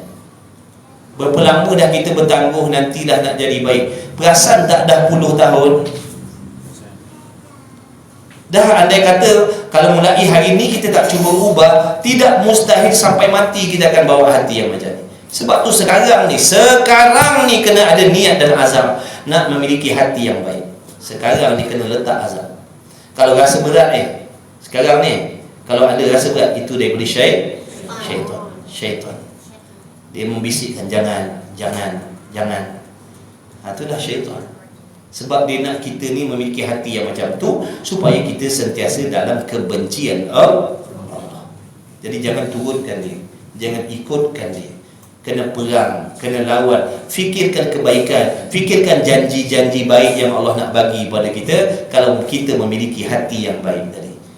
Allah akan bagi imbuhan, iaitu syurga Allah, redha Allah, keampunan daripada Allah. Allah akan bagi. Memang syaitan kata jangan, nanti dulu, biar dulu, bodoh kau ni. Kalau kau maafkan, kalau kau sangka baik dengan dia, kau ni bodoh, katanya syaitan. Kita turut dah. Memang kita dibodoh-bodohkan oleh syaitan lah. Sebab tu gunanya akal, supaya jangan dipermain-mainkan oleh syaitan. Kita kena perang, kena lawan. Ni yang kata Nabi kata mujahadah, perang yang lebih besar daripada perang Badar lagi. Inilah dia peperangan dengan nafsu kita. Kita ni semua, laki, perempuan, tua, muda, semua ada peluang nak menjadi kekasih Allah. Semua ada peluang. Cuma kita kadang tak mau, kita kadang tak ingin, ataupun nak tapi tak usaha.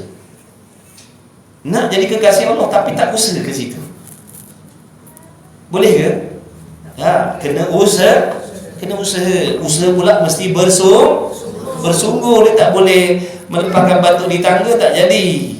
Dia kena bersungguh untuk ilmu, fahamkan, perbaiki. Tak boleh istighfar banyak-banyak, minta ampun dengan Allah, minta lagi Allah bagi kekuatan.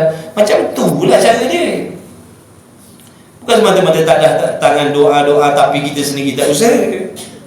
Wallahualam. Dah. Amin. Mudah-mudahan Allah memberi manfaat kepada kita semua, insya-Allah. Belum terlambat lagi sahabat. Kawan-kawan semua, teman-teman semua, belum terlambat lagi. Cuba kita bayangkan sejenak, seandainya sebentar lagi nyawa kita Allah ambil dalam keadaan hati kita yang penuh dengan dosa, maksiat, dengki, dendam dengan orang lain. Macam mana kita nak menjawab dengan Allah tu di alam barzah tu? Nak ke kita mati macam tu? Nak ke kita mati dalam keadaan membawa hati yang tidak ada harga di sisi Allah? Cuba kita fikir-fikir, renung-renung, apa yang menguntungkan kita? Baiklah, contoh begini. Kalau kita kata perasaan hasad, dengki, dendam dan sebagainya itu menguntungkan kita, baik, apa yang kita akan dapat di hari kiamat besok dengan mati membawa hati yang macam tu? Apa yang kita dapat? Kalau kita kata perasaan hasad, dengki, maknanya dendam ni menguntungkan kita, yang kita sayang sangat nak lepaskan, yang kita sayang sangat nak buang tu, baik, apa agak-agak yang kita akan dapat? Balasan baik apa yang kita akan dapat nanti di hari kiamat dengan sebab kita bawa benda-benda ni? Apa yang kita dapat? Kena jujur, jawab sejujurnya. Sekarang ni dalam hati kita ada hasad, dengki, dendam. Kita tahu tak sifat tu sifat yang Allah redha ataupun sifat yang Allah benci? Sifat yang Allah benci. Baik, apa yang kita dapat sebenarnya sekarang? Kebencian Allah atau keredaan Allah? Suka ke dengan kebencian Allah? Kenapa simpan? Kenapa simpan? Kalau kita kata kita tak nak kebencian Allah, kenapa simpan? Sedangkan kita tahu benda ni menjadi sebab kita dibenci oleh Allah. Kenapa simpan? Ke kita tak faham? Kita nak Allah redha tapi kita simpan benda yang Allah benci. Dan kita nak apa sebenarnya? Kita nak redha Allah dengan cara membuat kebencian Allah. Kita nak macam tu. Kalau tak nak, kenapa tak buang? Apa yang menguntungkan kita sangat? Apa yang menguntungkan kita sangat? Yang berdengki, yang berdendam tu, apa yang menguntungkan kita? Kita jadi kaya ke? Kita bertambah sihat ke? Kita jadi muda ke? Kita jadi apa? Tak ada lain melainkan kita diperbodoh-bodohkan dan dipersenda-sendakan oleh hawa nafsu kita sendiri. Sebab tu kita kena renung. Aku ni nak redha Allah tapi aku simpan benda yang Allah benci. Mustahil aku dapat redha Allah kalau aku masih simpan benda yang Allah benci. Andai kata aku mati, maknanya aku mati dalam keadaan Allah benci. Nak ke? Dah tak nak, kena buang cepat-cepat. Tak ada yang menguntungkan. Cuba kita tengok selama kita berdendam, berdengki ni, apa keuntungan kita? Cuba bagi tahu sikit. Bertambah muda ke? Bertambah kaya ke orang datang sujud kat kaki kita ke? Dah. Lagi kita jadi tak selesa, lagi kita tak tenteram, lagi kita tak aman, betul? Sebab tu hakikat ketenangan, kebahagiaan pada hati yang bersih. Kita sebenarnya ni kita selalu fikir jahat, sebab tu hati kita duduk dalam keadaan jahat. Sebab tu Allah suruh fikir yang baik, Allah suruh fikir yang baik-baik. Kita fikir yang Allah larang. Sebab tu hati kita tak tenang, tak tenteram, tak rasa bahagia. Sebab apa? Ni, kita suka fikir yang jahat-jahat. Allah suruh bersangka baik, kita bersangka buruk. Allah suruh redha dengan rezeki, kita jadi tak redha. Allah suruh doakan orang lain yang dapat nikmat, kita dengki. Sebab itulah, inilah sebenarnya masalah punca hati kita ni tak tenang, tak tenteram. Sebab ada benda jahat dalam hati kita. Sebenarnya bukan tak ada yang menguntungkan. Kita sendiri yang stresnya. Kita sendiri yang rasa begini dan begitu. Sebab apa? Kita simpan. Buang. Kalau betul buang, kalau dah bersih, hati yang bersih ni tenang. Kalau kita pergi tempat satu taman ke, satu apa tasik ke, kita tengok bersih, tenang tengok. Berbanding kita dengan kita pergi tu dekat berhubung tempat buang sampah tu, pergi kita tengok. Tenang ke tidak? Serabut. Tu dekat luar, tuan-tuan. Dekat luar, benda kotor dekat luar kita tengok pun bagi kesan serabut pada hati kita. Ini benda kotor tu duduk dalam hati kita. Benda kotor-kotor tu duduk dalam hati kita. Apa tak serabutnya hati kita? Kalau benda kotor ni duduk di luar pun hati serabut dah. Apa lagi duduk kat dalam? Sebab tu cara nak membersihkan hati, nak mendapat ketenangan hati, bersihkan hati. Jangan ada benda kotor, jangan ada benda yang Allah benci dalam hati kita. InsyaAllah kita akan rasa bahagia je. Duit tak banyak pun alhamdulillah, redha dah. Ni rezeki aku Allah Ta'ala bagi, adalah. Kan ke bahagia tu? Kalau rasa tak cukup, tu yang jadi tak bahagia. Sebab tak ada qanaah dalam diri kita. Sebab tu Islam ni ajar supaya hati kita qanaah, rasa mencukupi dan memada apa yang Allah bagi. Dan jangan dengki dengan harta benda yang ada dalam tangan orang lain.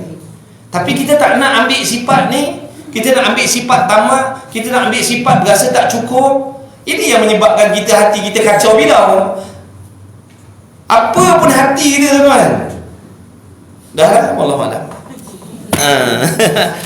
Wallahu a'lam. Mudah-mudahan kita semua dalam bantuan Allah, dengan berkat Nabi sallallahu alaihi wasallam. Allah sayang kita semua, tuan-tuan.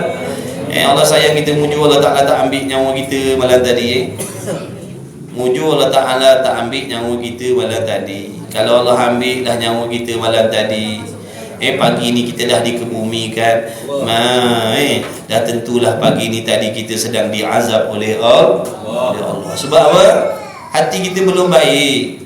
Kalau mati malam tadi, mati dengan keadaan bawa hati yang tak baik.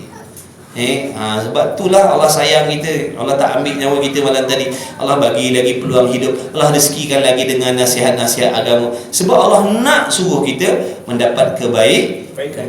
Mudah-mudahan Allah Ta'ala bagi taufik kepada kita semuanya, tidak terkecuali. Mudah-mudahan Allah ampunkan segala dosa-dosa kita, ibu bapa kita, anak isteri kita, suami kita, kawan-kawan kita, semuanya, semua muslimin muslimat, tak peduli siapa pun. Mudah-mudahan semuanya diampun oleh Allah, diberi taufik hidayah oleh Allah, diberi taufik untuk menuntut ilmu bersungguh-sungguh, beramal dengan ilmu, memandang akhirat, memikirkan kelebihan-kelebihan akhirat yang Allah janjikan pada diri kita. Seandainya kita berusaha mendekatkan diri dengan Allah, membaiki hati kita, insya-Allah. Jangan kata aku tak layak nak jadi kekasih Allah. Jangan kata aku ni tak ada peluang nak menjadi kekasih Allah. Jangan. Peluang tu Allah buka seluah-luahnya bagi mana-mana hamba yang sedang hidup, yang masih hidup. Cuma kita nak cepat ambil kesempatan tu cepat ataupun tidak. Jadi jangan salahkan Allah. Jangan salahkan Allah. Allah dah bagi kita peluang, Allah dah bagi kita peluang, Allah dah banyak kali ingatkan kita, Allah dah banyak kali nasihatkan kita. InsyaAllah doa sungguh-sungguh, solawat banyak-banyak, istighfar banyak-banyak. Kata pesan seorang waliullah, solawat dan istighfar itu pembuka pintu-pintu kebaikan, pintu kebajikan. Kalau banyak solawat, banyak istighfar, nanti Allah akan membukakan pintu-pintu tu. Sekarang ni tertutup, tapi bila Allah buka kan dia jadi mudah lah.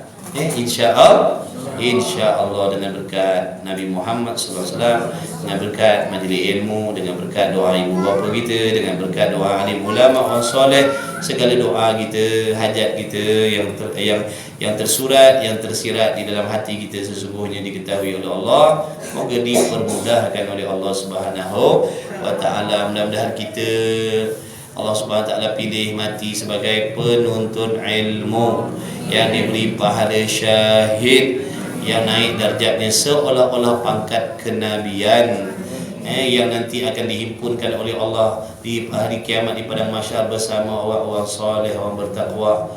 Amin ya Rabb, amin ya Rabbal alamin. InsyaAllah, mudah-mudahan panjang umur semua, sihat afiat semuanya, insya-Allah. Dapat jumpa lagi, insya-Allah. Jadi salah silap saya minta maaf banyak-banyak. Yang baik itu semuanya daripada Allah. yang ada yang tak berkenan di hati tuan-tuan, itu daripada kelemahan saya sendirilah. La haula wala quwwata illa billahil aliyyil azim. Minta maaf banyak-banyak. Bismillahirrahmanirrahim. Alhamdulillahirabbil alamin. Wassalatu wassalamu ala Rasulillah. Allahumma rabbana fa'na bima 'allamtana, rabbana 'allimna alladhi yanfa'una, rabbana faqih ahlana wa qurbatil lana fi dinina ma ahli qudri unsa wa dzakar. Wa sallallahu ala sayyidina Muhammad. Alhamdulillahi rabbil alamin. Qabbalallahu minkum.